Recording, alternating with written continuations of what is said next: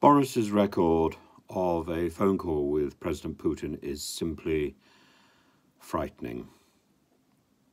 Mr. Putin has threatened this country, the UK, before, and his off-the-cuff remark that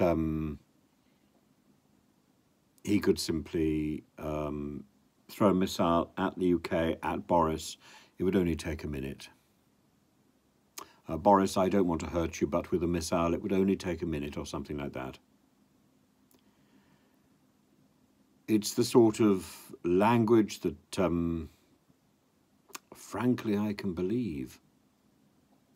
The most extraordinary call, and this is then followed, the BBC reports, with an agreement between the Kremlin and the then Defence Secretary Ben Wallace that Mr. Putin would not invade Ukraine. This all took place immediately after after Boris met Vladimir Zelensky in Kyiv. I find it extraordinary. I must say, I think the inadequacy of Liz Truss against Sergei Lavrov probably didn't help. But the level of threat implicit in what Vladimir Putin, Vladimir Vladimirovich, said to Boris is astonishing. And I think we need to take it to heart, and we need to remember that threat very carefully.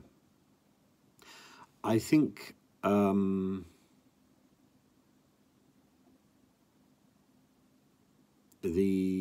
I think Russia has a victim mentality.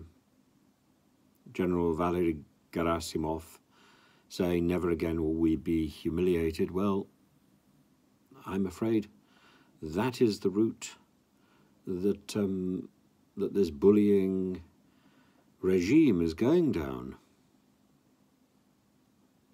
and it needs to reflect about where this is going to end. It's not going to end well. And in contrast, there is the heroic Mr. Zelensky in Kyiv, who is very, very calm, who was offered a way out, who was offered a flight out of Kyiv, out of Ukraine, into exile, and he refused to take it. A principled man, the Churchill of our age. Yes, of course, he was an actor.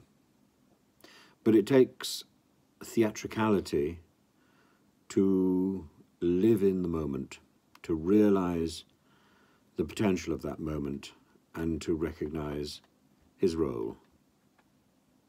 And to a certain extent, Boris is also an actor, and a good one.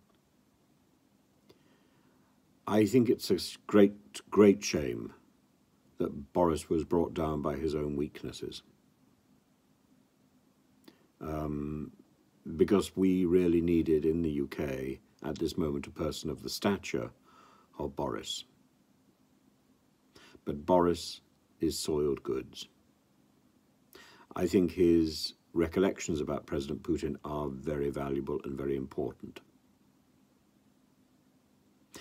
I think it's also important that they come at the end of a day which has been dominated by the revelation of deceit and delay on the part of a former Chancellor of the Exchequer,